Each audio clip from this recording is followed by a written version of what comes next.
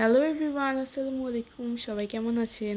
আজ আমি আপনাদেরকে দেখাবো কিভাবে ঝটপট মজাদার এবং মুচমুচে চিকেন পাকোড়া তৈরি করা যায়। বিকেল কিংবা সন্ধ্যার নাস্তায় অথবা বাড়িতে কোনো মেহমান আসলে তাদেরকে ঝটপট এই পাকোড়াটা বানিয়ে দিতে পারে। বানাতেও খুবই সহজ আর খেতেও অনেক বেশি মজা।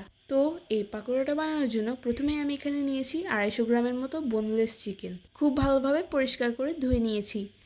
এখন আমি এখানে একে একে দিয়ে দিচ্ছি 1 চা চামচ পরিমাণ আদা বাটা, 1 চা চামচ পরিমাণ রসুন বাটা, 1 চা চামচ পরিমাণ লাল মরিচের গুঁড়া, স্বাদ মতো লবণ, 1 চা চামচ পরিমাণ হোয়াইট ভিনেগার, আর দিয়ে দিব 1 চা চামচ পরিমাণ লেবুর রস। সব কিছু দেওয়া হয়ে গেলে চিকেনটাকে খুব ভালোভাবে মেখে চিকেনের সাথে সবগুলো মশলা খুব ভালোভাবে মিশিয়ে নিব।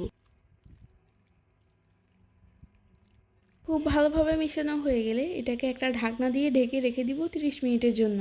তবে আপনাদের হাতে যদি বেশি সময় না থাকে তাহলে আপনারা মেরিনেট নাও করতে পারেন। এখন পরবর্তী স্টেপের জন্য আমার যা যা লাগবে: হাফ কাপ পেঁয়াজ কুচি, 2 টেবিল চামচ কাঁচামরিচ কুচি, 2 টেবিল চামচ ধনিয়া পাতা কুচি, 2 টেবিল চামচ চালের গুঁড়া, হাফ কাপ পরিমাণ বেসন, 1 চা চামচ পরিমাণ হলুদ গুঁড়া, 1 চা চামচ পরিমাণ জিরার গুঁড়া আর 1 চা চামচ পরিমাণ গরম মশলা। এখন চিকেনগুলোকে 30 মিনিট মেরিনেট করার পর ঢাকনা উঠিয়ে এখানে একে একে সবগুলো উপকরণ দিয়ে দিব। দিয়ে দিচ্ছি পেঁয়াজ কুচি, ধনিয়া পাতা কুচি, তারপরে দিয়ে দিচ্ছি কাঁচামরিচ কুচি। আমি এখানে পাকোড়ার জন্য 2 টেবিল চামচ পরিমাণ কাঁচামরিচ নিয়েছি, কিন্তু আপনারা চাইলে আপনাদের পছন্দ অনুযায়ী ঝালের পরিমাণটা বাড়িয়ে অথবা কমিয়েও নিতে পারেন। তারপর এখানে দিয়ে দিচ্ছি হলুদ গুঁড়া, জিরার গুঁড়া, গরম মশলা আর দিয়ে দিচ্ছি বেসন আর চালের গুঁড়া।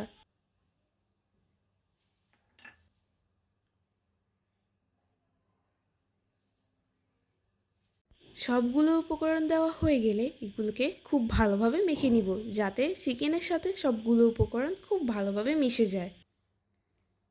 এই মিশ্রণটাতে কিছুটা পানির প্রয়োজন হবে, কিন্তু যেহেতু পেঁয়াজের থেকেও পানি বের হবে তাই প্রথমে পানি না দিয়ে আগে ভালোভাবে মেখে নিতে হবে। দেখুন, আমার এই মিশ্রণটা কিন্তু খুবই হার্ড হয়ে আছে, তাই আমি এখানে দিয়ে দিচ্ছি সামান্য পরিমাণ পানি। যখন দেখবেন যে এই মিশ্রণটা একটু আঠালো অবস্থায় চলে এসেছে আর আপনি পাকোড়া শেপটা সুন্দরভাবে দিতে পারবেন, তখনই বুঝবেন যে এই মিশ্রণটা রেডি। এখন আমি এগুলোকে ছোট ছোট পাকোড়া শেপ করে ভেজে নিচ্ছি। চুলায় আগে থেকেই একটা প্যানে তেল গরম করে রেখেছি, তারপর এখানে একে একে পাকোড়াগুলো দিয়ে দিব। পাকোড়াগুলোকে কিন্তু ডুবো তেলেই ভাজতে হবে। সবগুলো পাকোড়া দেওয়ার পর এগুলোকে কিছুক্ষণ নেড়ে চেড়ে উল্টে পাল্টে মুচমুচে করে ভেজে নিচ্ছি। পাকোড়ার উপরের দিকটা কিন্তু একটু ব্রাউন কালার করেই ভাজতে হবে। আমার পাকোড়াগুলো ভাজা শেষ হয়ে গেছে, এখন এগুলোকে একটা প্লেটে উঠিয়ে নিচ্ছি। খুবই সহজেই তৈরি হয়ে গেল এই মুচমুচে চিকেন পাকোড়া। এই পাকোড়াটা বাচ্চারাও খেতে খুবই পছন্দ করবে, তাই দেরি না করে তাড়াতাড়ি বাসায় বানিয়ে ফেলুন মজাদার এই পাকোড়াটা। আজ এই পর্যন্তই। ভিডিওটা ভালো লাগলে ভিডিওতে একটা লাইক দিয়ে ফ্রেন্ডস এবং ফ্যামিলির সাথে ভিডিওটা শেয়ার করবেন। আল্লাহ হাফেজ।